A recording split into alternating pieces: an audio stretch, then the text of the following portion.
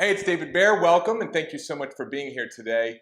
Today, I want to speak to you about three qualities that we would all like to cultivate more. I want to speak to you about acceptance, I want to speak to you about forgiveness, and I want to speak to you about compassion. The three sisters of living an extraordinary life.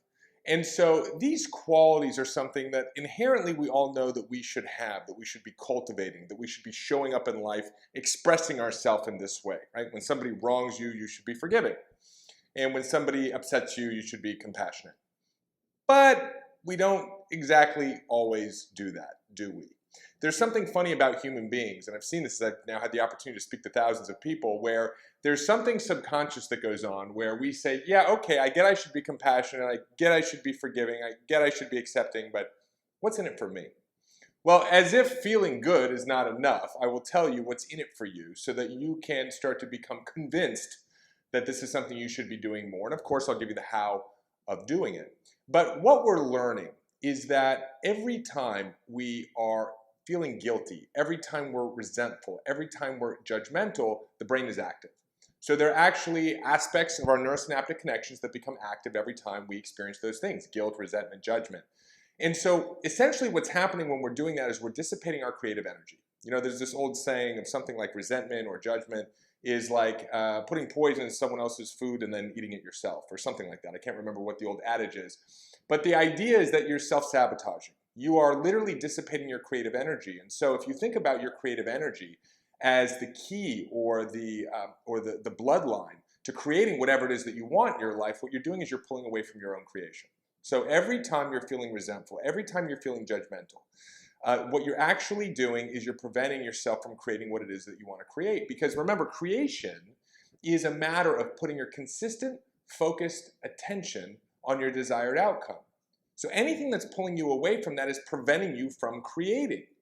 And so when we start becoming resentful over what somebody has done to us, or we become judgmental about the way that somebody is, or we refuse to have forgiveness for somebody or for ourselves, and so maybe we feel guilty, what we're doing is we're dissipating our creative energy. We're dissipating our mental energy, because we can actually see how certain parts of the brain light up when we're in these states. So we're also seeing that by moving over to the other side of the fence, by forgiving, by accepting, by having compassion, we actually see a change in the brain where we move into an alpha brainwave state.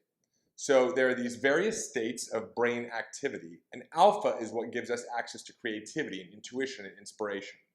And it's not so much that by having compassion and by having acceptance and by having forgiveness that we move into these states, is that that's the default state that exists when we're not dissipating our creative energy, our mental energy on resentment, judgment, and feeling guilty. So how do we do that? If we're convinced that living in a compassionate state and living in a forgiving state and living in an accepting state is the best for our own creation, it's the key to creating what we want in our own lives, how do we do it when we're in the face of opposition? How do we do it when we're at work and we're in a business meeting and somebody really pisses us off? How do we do it when we feel like we've been wronged by our boss or by our partner, or life isn't going the way that we expect it to?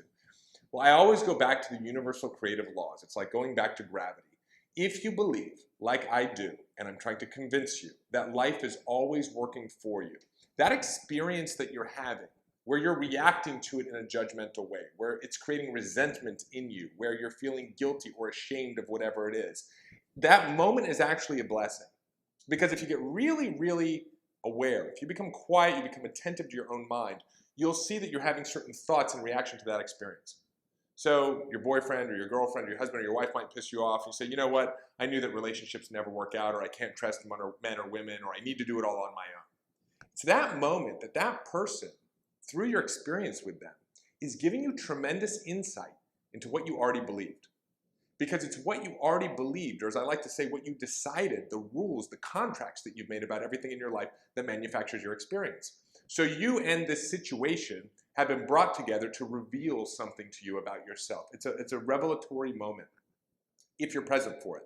But we can't be present for it if we're being resentful, if we're being judgmental, and if we're not being accepting of the situation. So what's important is that every time you feel like someone wrongs you, or every time somebody pisses you off, or a situation upsets you, you say, what is it that's in this situation that it's telling me about me? What is it about my reaction that is important for me to understand? What is it that's inside of me that's creating this situation?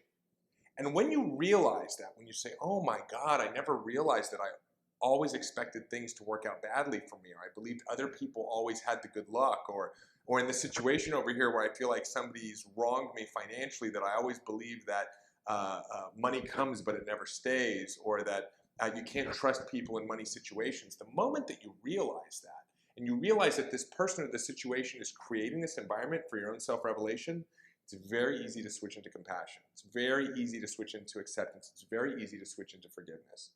But you have to get clued into the fact and really buy into the fact that every experience is of your own making. You truly are responsible. You have the ability to respond to every situation in your life. And your response can either be something that dissipates your creative energy and perpetuates the types of experiences that you don't enjoy, or your response could be a deep, deep, honest self-awareness of the fact that you've been believing this thing for a very long time, which is your reaction, and it's manufactured your experience. And in that space, you can make a new decision. You can create a new belief, and you can have compassion, forgiveness, and acceptance for anything that's going on. So I hope that's been helpful for you. It's been tremendously helpful for me.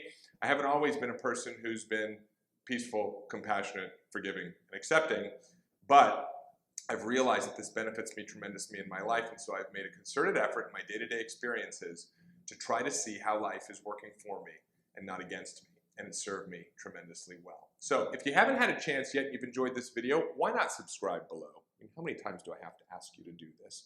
I do my best to provide you with interesting, compelling, and transformational content on a daily and weekly basis. If you haven't had a chance yet, come over to fb.com, check out my Facebook page, like me there, and if you get a chance, come over to davidbear.com, subscribe to my newsletter. I always release unique trainings to everybody on my list. So many, many blessings. Claim your power, live your purpose, love your life, and I will see you soon.